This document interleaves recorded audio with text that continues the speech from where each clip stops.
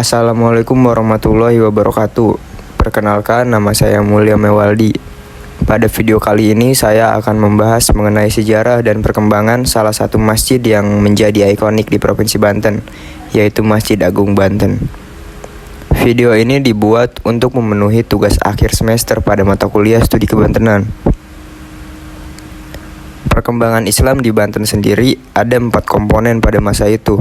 Yang pertama, istana sebagai pusat pemerintahan dan tempat tinggal bagi para raja yang ada di Banten. Yang kedua, Masjid Agung sebagai pusat peribadatan. Ketiga, alun-alun sebagai pusat kegiatan masyarakat. Dan yang keempat, pasar sebagai pusat ekonomi.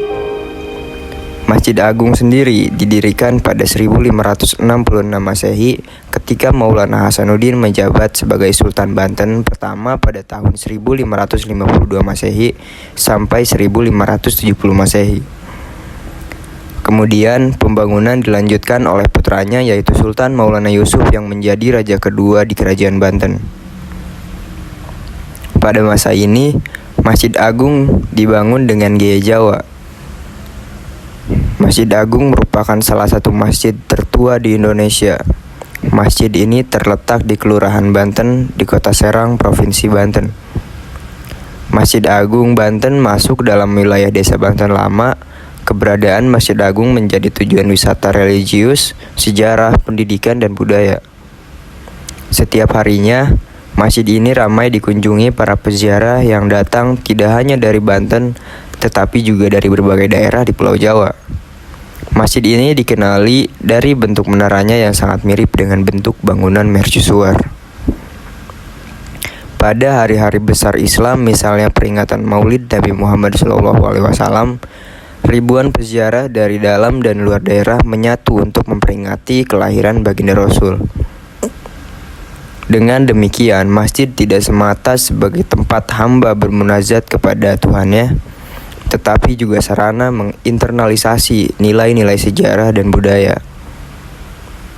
Di masjid ini juga terdapat pemakaman sultan dan keluarga yang terletak di serambi masjid. Di bagian serambi kiri, tepatnya utara masjid, terdapat makam Maulana Hasanuddin dan istri, Sultan Ageng Tirtayasa, Sultan Abunar Abdul Qomar. Pembangunan Masjid Agung ini melibatkan 3 arsitektur dari negara yang berbeda-beda. Yang pertama, Raden Sepat yang berasal dari Majapahit. Yang kedua, Jack Banjut yang berasal dari Cina. Dan yang terakhir, Hendrik Lucas Cardel yang berasal dari Belanda. Atas jasa-jasa mereka menegakkan simbol kebesaran Islam itu, maka Jack Banjut dianugerahi gelar bangsawan dari Kesultanan dengan nama Pangeran Adiguna.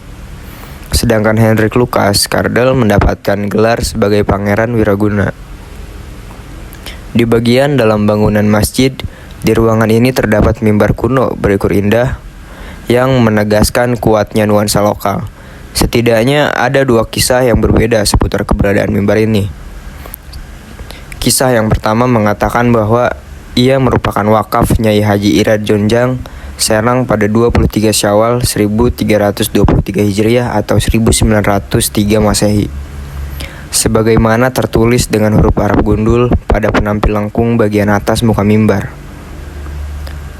Kisah yang kedua memperkirakan mimbar itu adalah buah karya Jack Banjut, karena Jack Banjut adalah arsitek yang membantu Raden Sepat dalam proses pembangunan Masjid Agung Banten.